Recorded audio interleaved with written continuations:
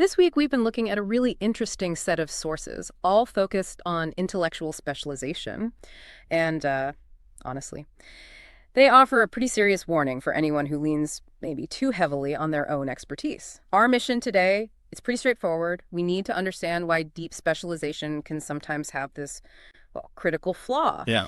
And crucially, unpack the solution from Charlie Munger, the Latticework of mental models. We want to show you how to build a system that helps prevent that kind of intellectual blindness. Yeah, it's such an important topic because, let's face it, specialization is how we succeed today.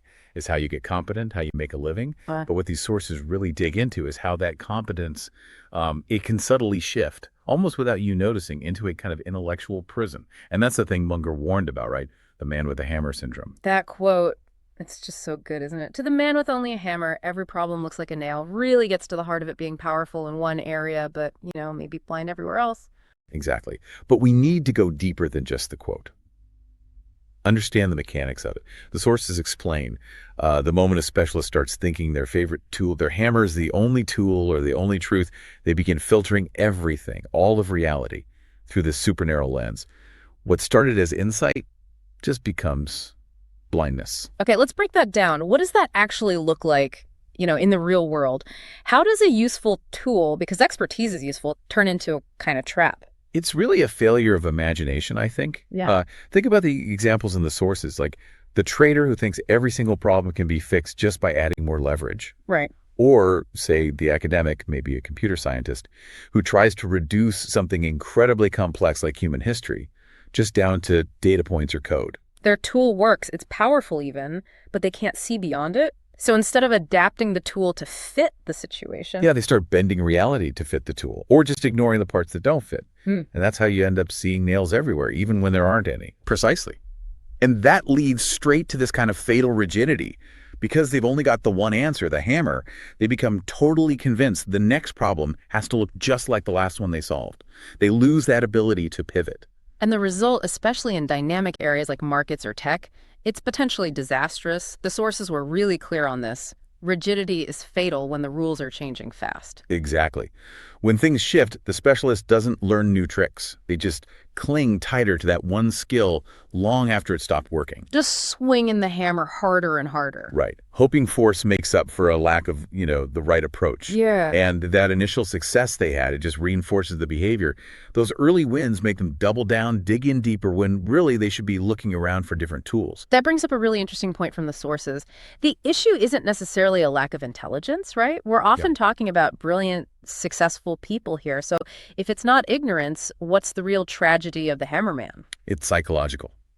The tragedy primarily, it's not ignorance, it's overconfidence. Overconfidence. Yeah, look, specialization gets rewarded big time. Status, praise, promotions, it all feeds this illusion of mastery. And that can quickly slide into self-deception because, well, the human mind really craves certainty.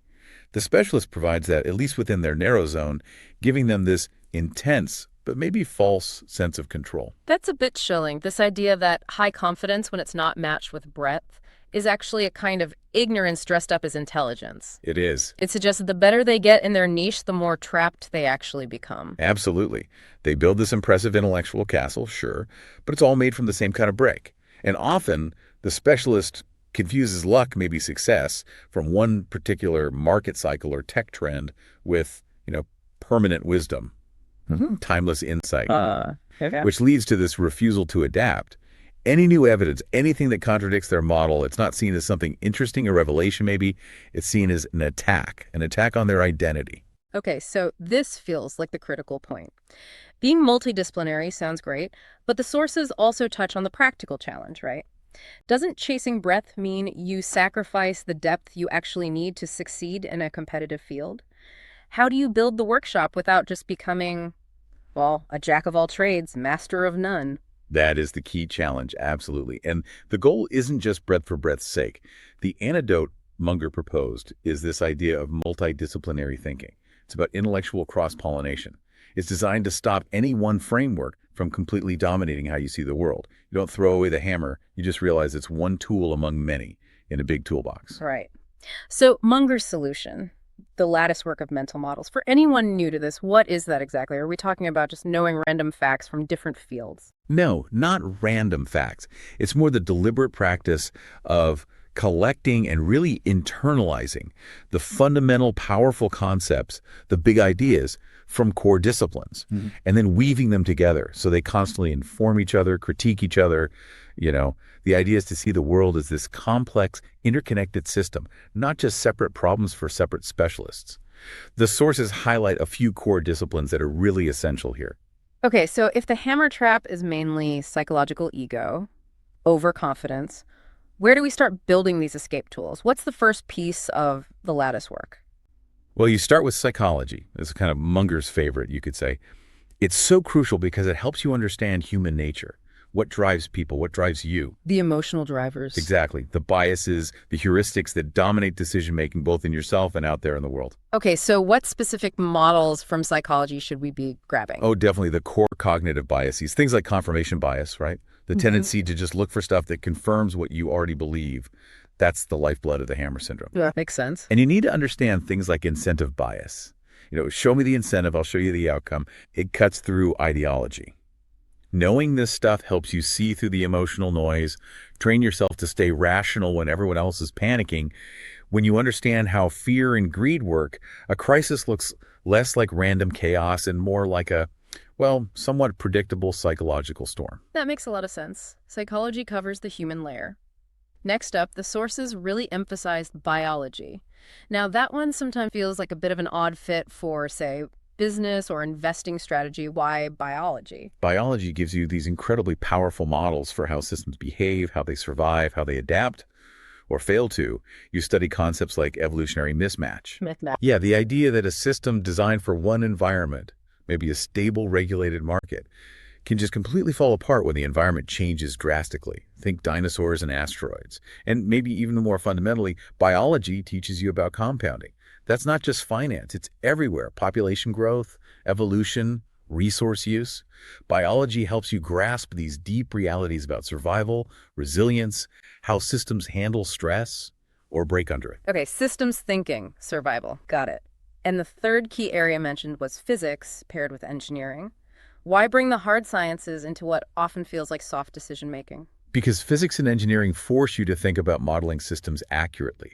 They push you beyond just one narrow viewpoint. They introduce concepts like force, flow, leverage, but they force you to understand them in context, not just as abstract ideas. Can you give an example? Sure. Take the engineering concept of margin of safety. Yeah. That's not just about having some extra cash lying around. It's a fundamental principle, right? From building bridges. You always demand a buffer when dealing with systems that could fail. It forces the multidisciplinary thinker to ask, what's the stress test here? What could break this system? And have I built in enough redundancy? The hammerman. They rarely think about the breaking point. That structural thinking feels crucial. Okay, and finally, the sources also really highlighted history. Oh, history is absolutely vital. It's basically the database of human behavior over centuries. The hammerman might look at the last 5 years of data. The true craftsman looks back 500 years or more. Why does that give you? It lets you recognize repetition, especially in mass human behavior. Think about bubbles. Manias, how they form, how they inevitably burst. If you really study, say, the Dutch tulip mania or the South Sea bubble, you see the exact same psychological drivers. Greed, herd behavior, the belief that this time is different that pop up in every financial cycle, even today. History confirms that human nature doesn't really change much. That's why psychology and history are so tightly linked in this lattice work.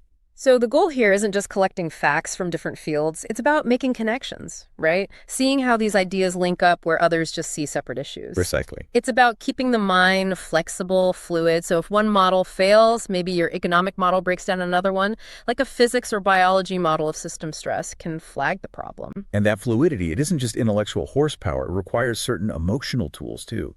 Attitudes, like profound humility and curiosity. Munger always said the most useful phrase in any language is simply, I don't know. That's powerful. It is. Because saying, I don't know, keeps the mind open. It's an invitation to learn.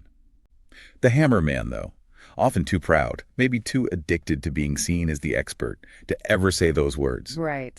Real wisdom means welcoming contradiction, not defending your beliefs like they're sacred texts. Munger believed a key sign of intelligence is the ability, even the willingness, to destroy your own best-loved ideas when better evidence comes along. That's incredibly hard, though. Our egos fight against that constantly, which I guess leads to another technique the sources mentioned, inversion. Yes, inversion is critical. Explain that. It's about thinking backward. Exactly. Instead of only asking, okay, how do I succeed? What's the path to winning? Right. You flip it. Yeah. You ask, how could I fail? What are all the ways this could go terribly wrong? Or even, what's the fastest way to look really stupid 5 years from now? Huh. It's such a useful tool because it forces you to anticipate flaws before they happen. The specialist is optimizing for success.